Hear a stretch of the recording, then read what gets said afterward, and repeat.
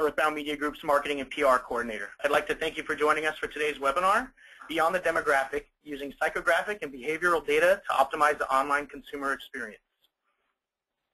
We want to ask everyone to please ask questions at any time by typing in the dialog box shown on your screen, and I'll ask your question live on the air to the presenters.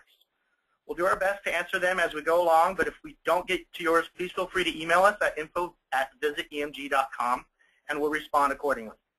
We'll also be recording the presentation and posting to all of our channels you see here. The recording will be permanently available for your viewing in our Knowledge Center on our website, and the slides will be available to download via SlideShare.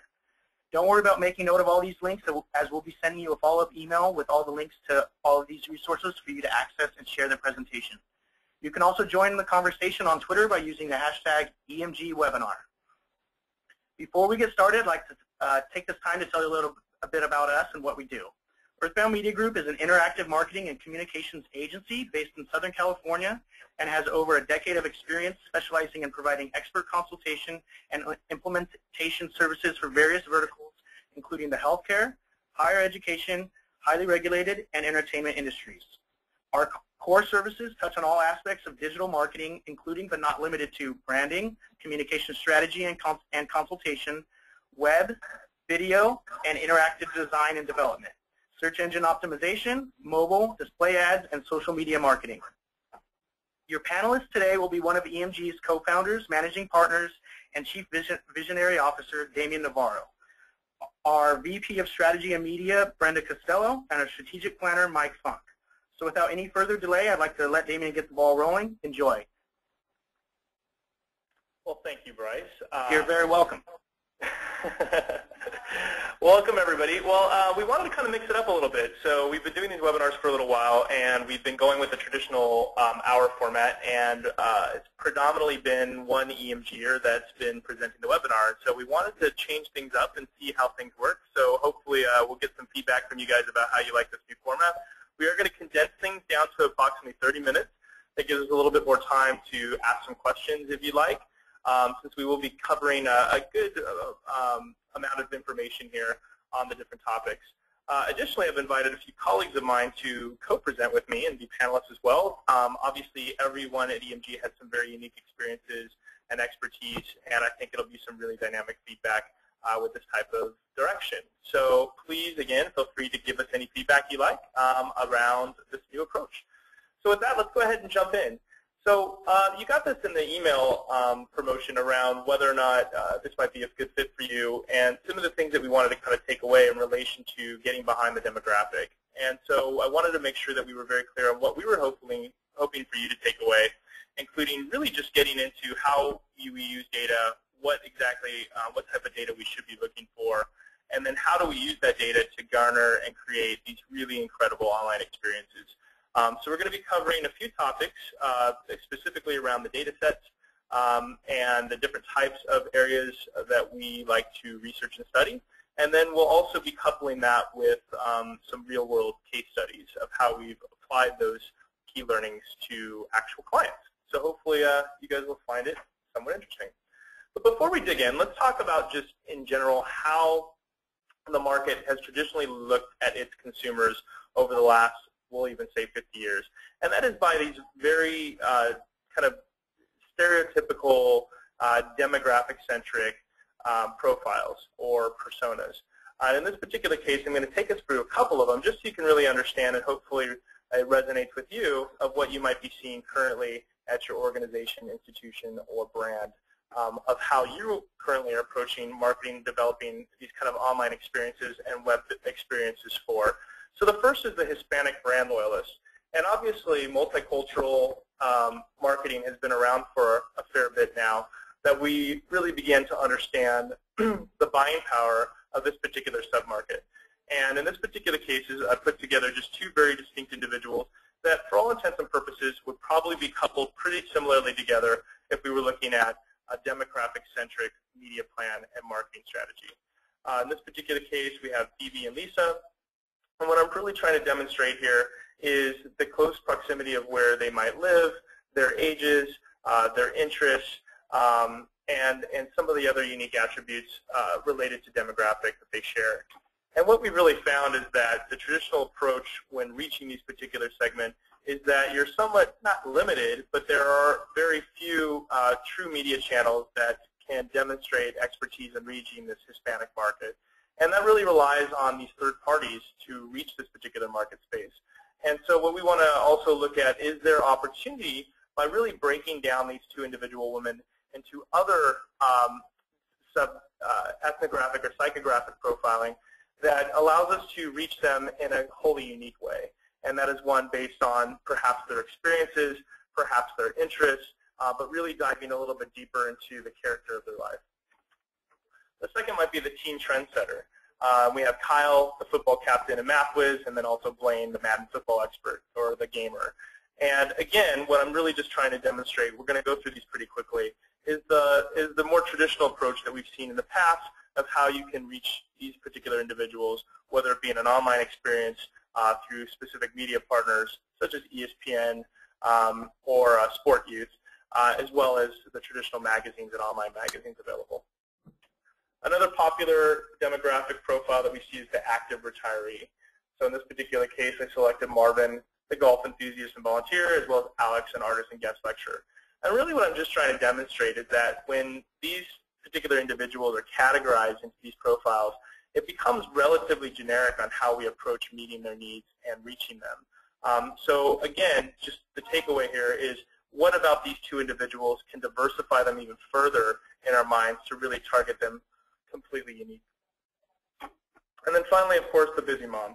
And so the next slide is what I'd really like to show is that you have these two kind of busy moms or moms in a minivan or however they call them at your organization that you're trying to attempt to reach, because we know that their influence and buying power is pretty incredible.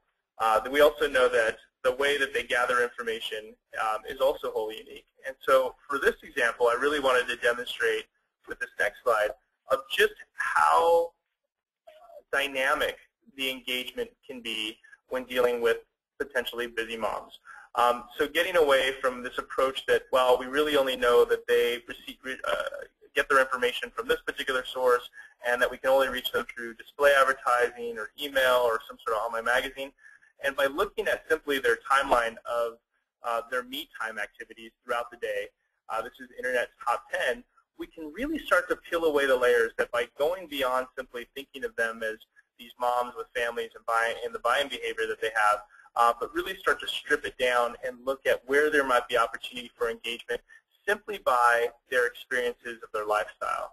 And you can start to understand with so many different touch points how many different areas and ways that we can reach them, unlike ever before.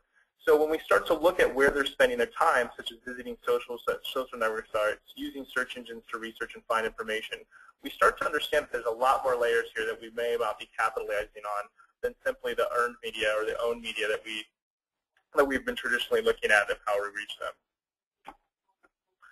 So if we were to just break it down, what do I mean when I'm saying demographic profiling? Well, I think this is probably pretty non-argumentative in the sense that we're looking at people from their gender, income, social class, education, perhaps their relationship status, gay, straight, whatever it might be, as well as their cultural background. And the problem here is that reach tends to be very limited by these traditional subject-centered media. And in fact, the outcome that we've seen is that by only approaching this from a demographic standpoint is that it can be very limited on our reach and the ability to build equity, as well as to identify new marketplace segments that we may not know are actually potentially huge consumers and consumer bases for us. This is particularly limiting when you're looking at digital strategies and really trying to isolate down to that targeted niche. Having kind of a broad traditional demographic model doesn't necessarily give you the flexibility or the specificity needed in the online space to target your audiences. Exactly. And I think, to complement that, what is the polar difference? How do we create a more enriched tapestry of the consumer and what they really are engaging in from a daily basis? And that is to paint a much more vibrant picture of this consumer. So how do we do that? Well, we talked a little bit about what psychographic profiling is, or we haven't yet, but we're going to demonstrate what psychographic profiling is. We utilize that real-time user data and analytics to our benefit so that we can continuously evolve the campaign, evolve the web presence, evolve content, evolve those touch points on a daily basis. Being able to determine their likes and dislikes sounds relatively simple, but it's a way that you can quickly start to edit their approach that you're taking, as well as something as dramatic as a media plan, as well as exploring the real-world influencers and responses. So not necessarily from a survey, but actual real-time behavior. So it's really important that as we paint this rich tapestry, that it is filled with the life and the blood of many individuals that are all sharing in similar experiences, but also feel that themselves are wholly unique. So one of the first steps that we look at, and one of the first examples we want to demonstrate of painting this more vibrant picture, was a recent case study that we had, and is an example for a nonprofit animal rescue that was seeking more donors. So Mike, would you like to touch on this? Yeah, actually, I mean, this is a great example of kind of that difference between a raw profile and this idea of a persona. So as Damien's been speaking about, this profile data is really just kind of a shallow representation of who the audience is. You know, in the early days before the web, this is really all we had to go on as we were designing campaigns and trying to connect to our audiences. But now, because, you know, these data sets are so much richer, these profiles are actually just a starting point. And instead, they're used to now frame what we're calling this deeper dive. And usually the end result of a deep dive is a set of personas. And what you'll see on the next slide is really how important it is to have this deep understanding of your audience, because as technology advances, these interactions become so much more integrated and much more complex. And if all you know about your audience is they're primarily male, 21 to 34, making less than $100,000 a year, you know, that basic profile data, you're really missing out on a ton of opportunity to connect and engage with these different segments in meaningful ways. And so, Damien, if you go to this slide right here, you can kind of walk through just how much more complex these experiences have become. Yeah, absolutely. And I think we're also looking at where are they in the overall life cycle and where are those touch points. So again, just to kind of reiterate Mike's point, is that this kind of XY flat approach that we've been taking suddenly has a great deal of depth when it comes to the overall engagement with the consumer. And it really blending that across offline broadcast, owned media, and then coupling that with paid media and earned media, especially in the social space, becomes very powerful and being able to cultivate that relationship over a much more shorter lifespan. So what are some of the activities that we use? Well, I've put together a few slides just to really kind of understand some of the approaches that we might take when working with individual clients, and some of these you may be very familiar with, and others you may not. And so we wanted to just give you guys the opportunity to kind of ask some questions, as well as hear from us about why these are important. So we'll be pulling out a few of these that we use. Some of the tactics that we do for profiling their individual experiences is really capturing that day in the life of your consumer. So getting beyond simply simple surveys, but actually really starting to capture, whether it be mood boards or a storyboard or other creative approaches that we might take to paint that rich tapestry so we can start to understand these individuals' lives in a much more rich environment. Documenting specific target audience lifestyles and experiences. Video, giving individuals cameras so that they can really come back. Our whole point is that because the focus groups and surveys can be somewhat dated in the way that people provide information about themselves. And so we want to, you kind of heard that the camera doesn't lie. We like to take that a step further and really get into these individuals' lives and see how the interaction, how they're interacting, what are their influencers, what brands might they be sharing or owning. And then finally, we have the consumer life cycle diagram and also workflows that you just saw on the previous slide. So a great example of one of the case studies that I think this was really captured in was for Banner Health, the Carton Children's Kids Zone. The important thing here is that we had a client who did not quite yet have a brick and mortar building. It was to come. And so, but they wanted to really capture not only the interest of families and the children in the community, but they wanted to also could be explored dynamically and personalized by the kids before the building can actually be created. And so that's why when they go to the hospital, especially for overnight or long-term stay, and really capturing that personality, those fears, and overcoming those by creating fun games and interactions, as well as downloads for the kids that could help them when they step foot in the hospital. They would be in a much more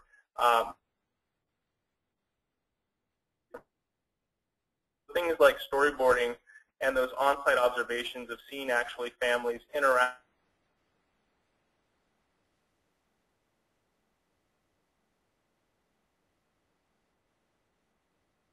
with the hospital. The next is profiling engagement behaviors. And is monitoring where your consumers currently are, when are they engaging with your particular brand, whether or media channel or on your individual website or presence or blog or whatever it might be. Being able to also identify that media consumption. So where are they accessing you? How are they accessing you? Where are they finding you? What is your key entry points into your brand? And then also analyzing those key performance indicators and completion of tasks, such as filling out this form, watching this video, or downloading this document, or sharing this with your friends. So it's very important that we create those key performance indicators early on so that we can test whether or not your ideal consumer is actually engaging the way that you expect them to. So it follows kind of a full cycle of where are they, how do they find you, and then once they find you, how are they engaging with you. Did you want to touch on this one? Sure. Loma is a great example of taking cross-channel data and really augmenting that traditional profile that you already have. And we've been saying that it's limited and it still serves its purpose. However, there are a lot of tools, especially digitally, that allow us to build out that rich profile data based on their behaviors and gives us a lot of insight and information as to what might be resonating with this particular audience.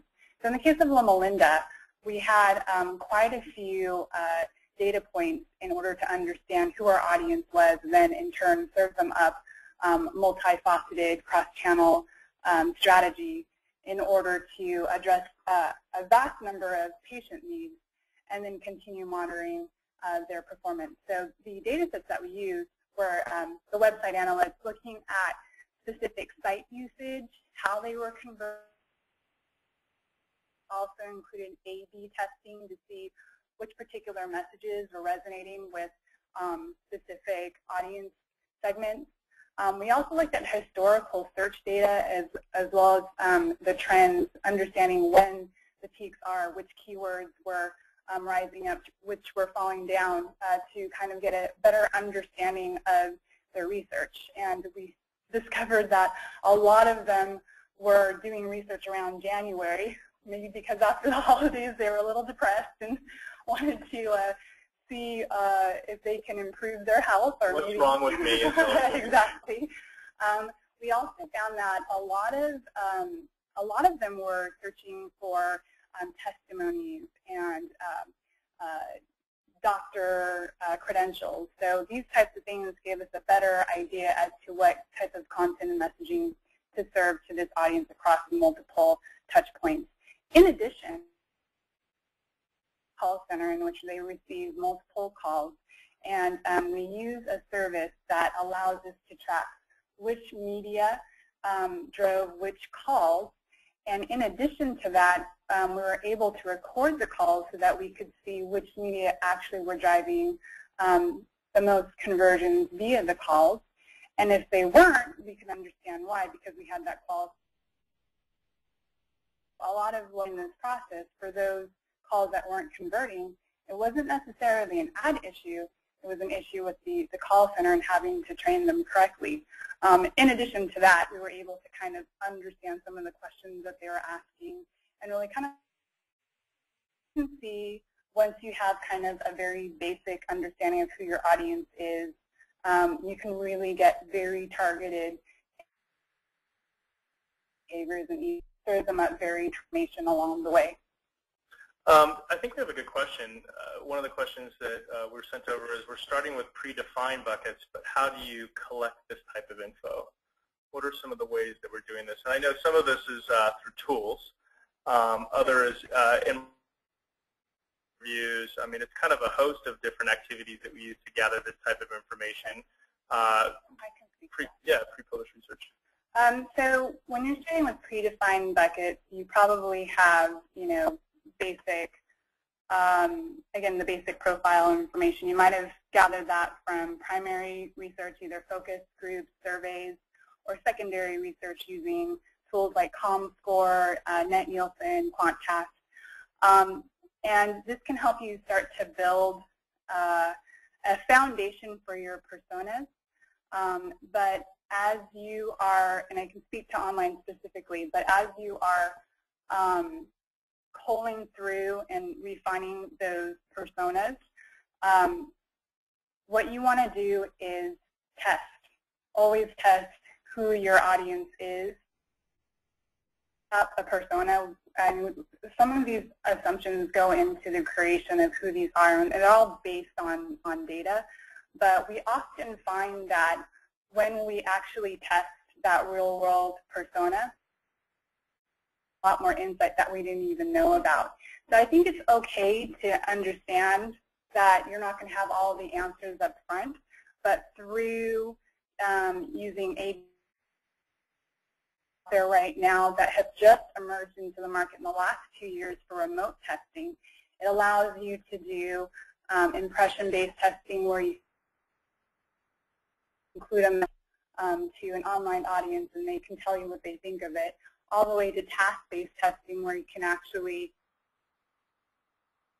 do a task against a particular creative, and you can start to refine the likes and dislikes and what messages resonate better, and then start to really kind of refine what each of those segments and personas like to do or not like to do, and then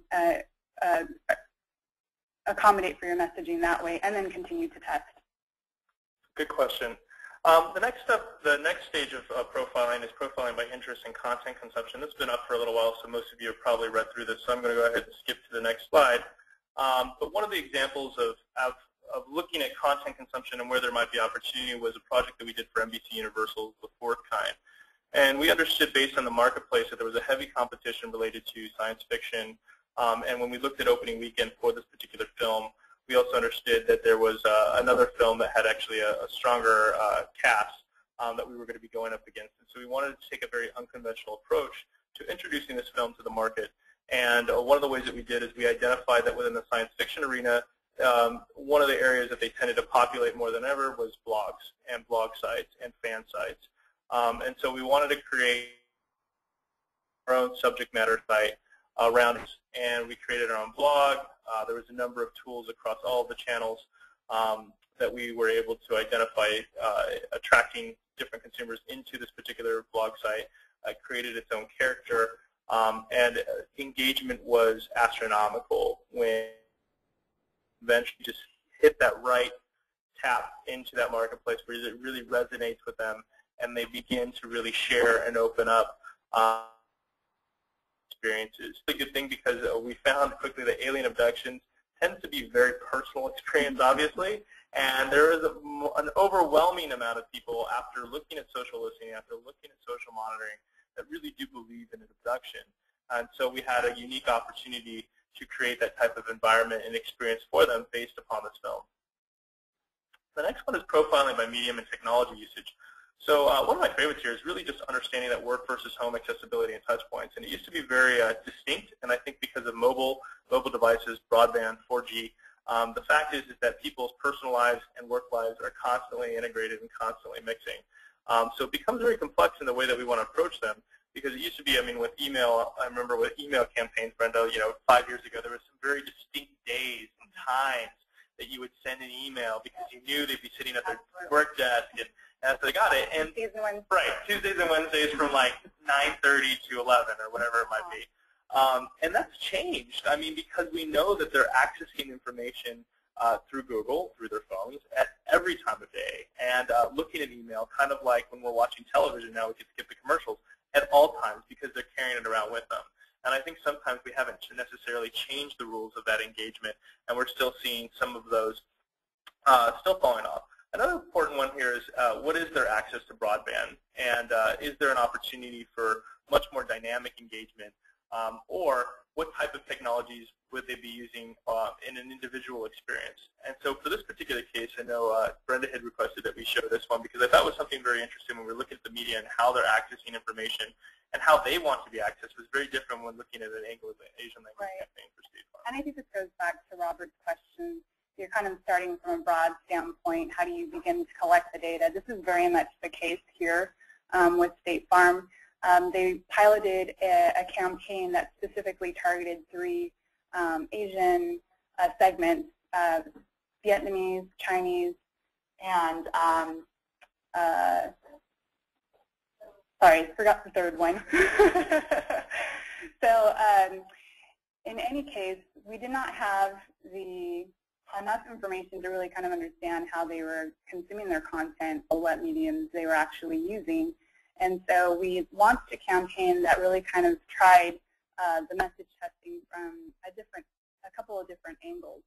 And what we did is we built ads as well as landing pages both in language as well as English, and tested that in the market through A/B testing. And we found that that our consumer actually likes to search in English, but once they get to the landing page, they always toggle to the in-language version of the site and consume and read their content in language. So that's a really specific learning about this niche audience that we would have never known had we not tested it. And I don't think that there was any existing data out in the market that told us that this was the type of search behavior and content consumption behavior. Another thing that we learned too is that over 98% of our calls, so virtually almost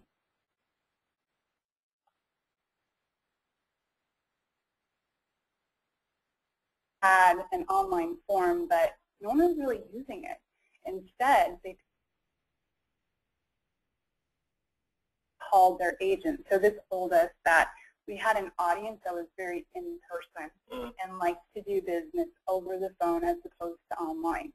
So again, we started with a very broad understanding of who this segment was, but through this campaign, we were able to dial out their behaviors and completely tailor our marketing message to these audiences in the 3 different languages we were targeting.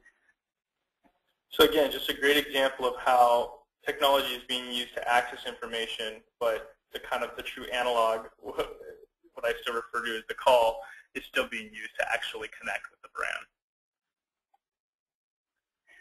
So we talked a lot about how you can augment your profile data with richer information, and we use and rely upon social data and online community data to really help us bring to life some of this information.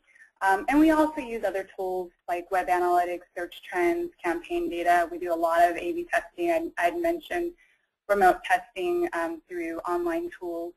But what we found of late is that social data itself is almost like an open, wild field. It is a Wild West. It is a Wild West.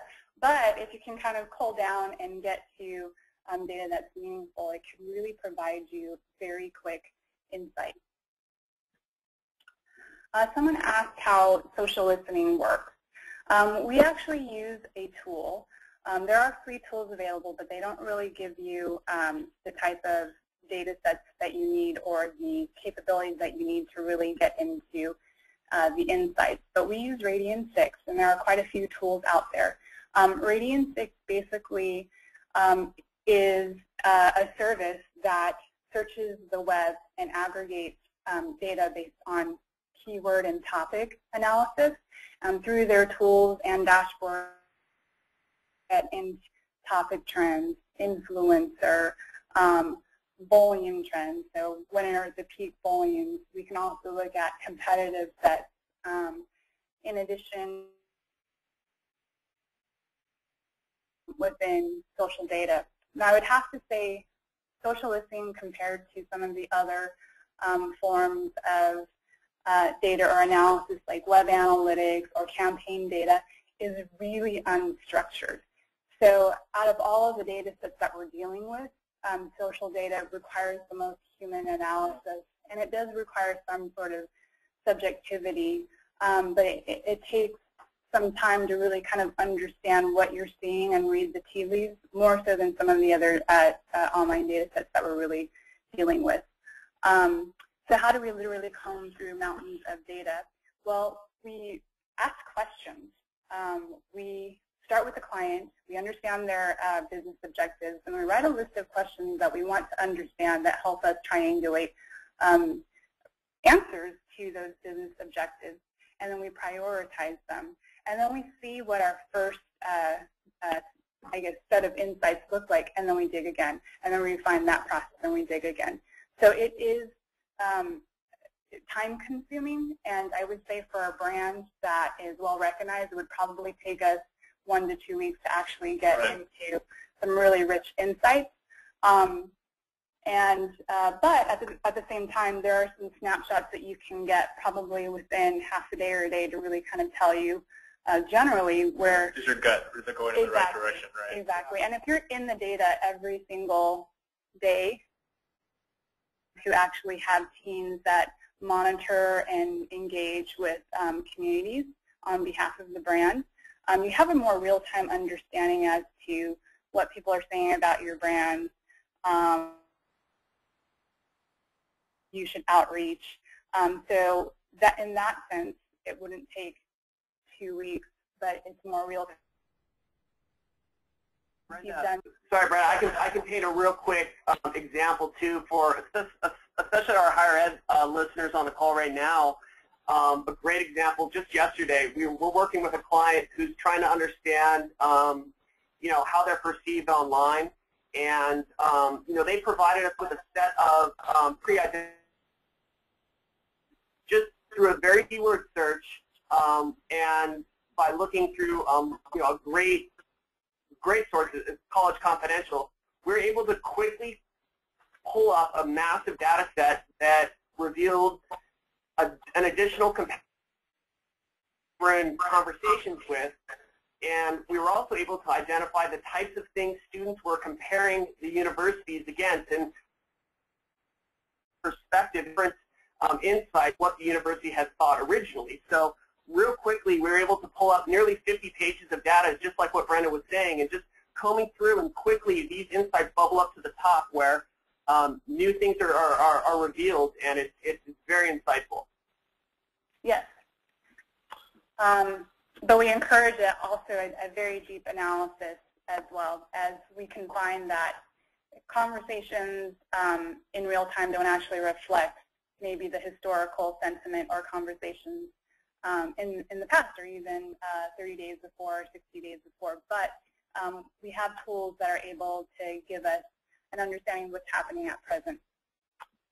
Did you want to touch on this? I know this has been up for a while, so I'm sure everybody's kind of read through it, but what were you really wanted to take away on this? A lot of what we were touching on, social data is like an unsolicited survey, as you said, the wild, wild west. We like it because it's a quick way to really kind of get information unsolicited, so meaning we aren't leading with questions. We're tapping into conversations already happening, which is a great way to understand sentiment about your brand or certain topics, and if there's even any conversation at all, which is also very insightful. So the types of things that we can get out of social listening is understanding what consumers are saying about our brands. What's the topic? Where is the content?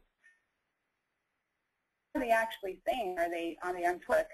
And are they on community or blog? These types of users have different experiences. What other brands are they actually seeking? So in relation to the content and topic trends, what are some? And how do they correlate? And then finally, online audience discovery. We like taking the most active active conversationalists or dialoguers, and then start to profile them and understand who they are. And we'll show you a couple of examples of that. Speaking to that specifically, here's an example of an audience we were able to identify for an entertainment client of ours. And so what we did out of all of the, we took a snapshot of the most active dialogue and ran some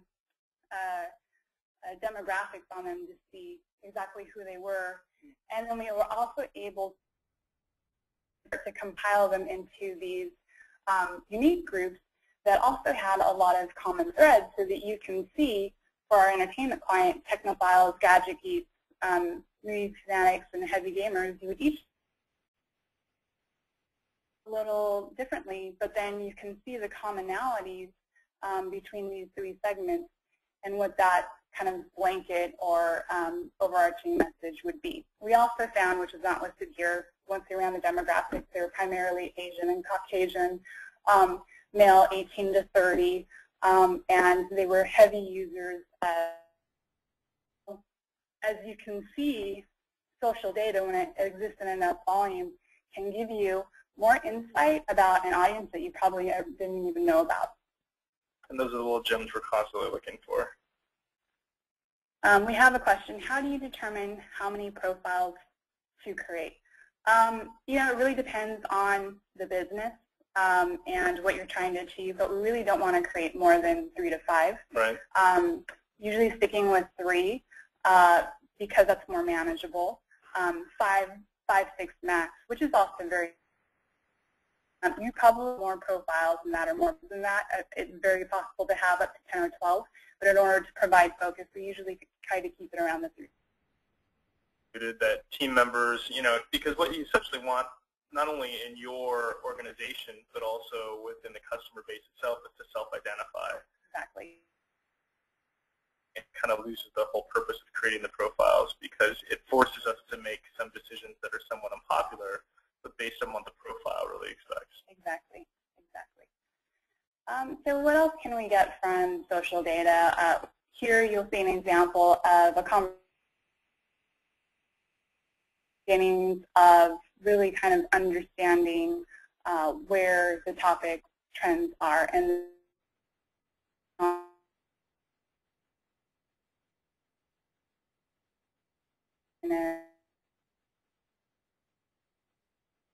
start to see some of these keywords pop up, and this enabled us to dig a little deeper and understand exactly what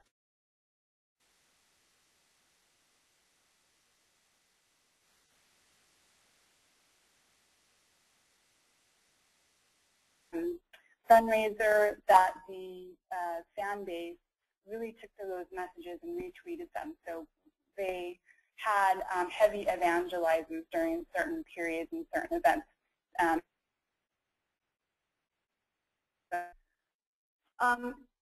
Now showing you a specific case study, American Sentinel, we were tasked to develop a digital marketing strategy for this client, who is a nonprofit higher education school.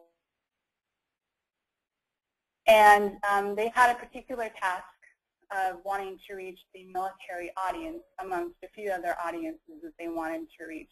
And you know that so we were able to create a persona based on the military audience through social listening. And what you're seeing up here out of the 40 different community sites that we found through social listening.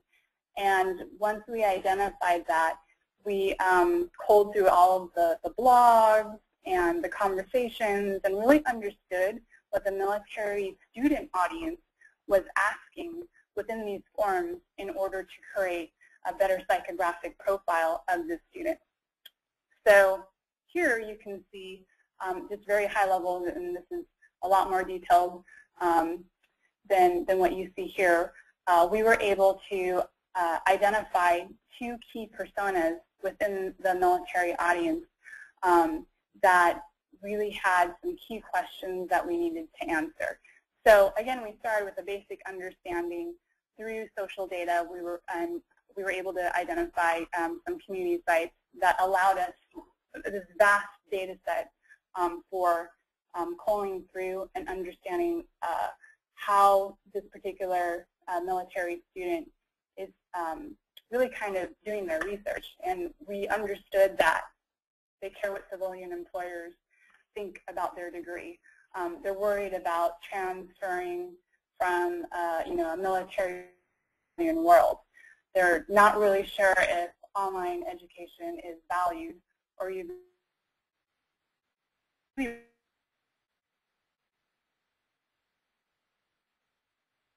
our personas, which is now really kind of the foundation and the base to this particular audience. Yeah, what we really don't have time to show is just how that message is completely integrated across all channels, and even right down to the core brand pillar. So I think that's it for them. I really want to thank Robert, Chris, Greg, Daniel for your amazing questions.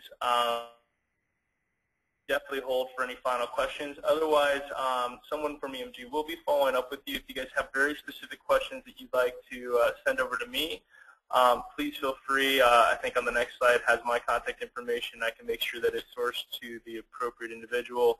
Obviously, this webinar will be available on both our YouTube channel, Vimeo, which I don't see listed here, obviously in our Earthbound Media Group Knowledge Center, as well as, of course, please feel free to stay connected via Twitter as well as Facebook. With EMG, we always have some really interesting things that, well, at least I think they're interesting. Bryce, you probably think they're interesting too. That we're constantly posting to kind of keep you guys abreast of some of the new things out there. So I think that's pretty much it. If there's any other questions, again, feel free to reach out to me, probably via email, then my Orange County office phone.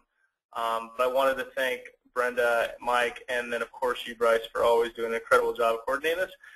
Please feel free to share this with as many individuals that you think might be of value. And thanks again, everyone.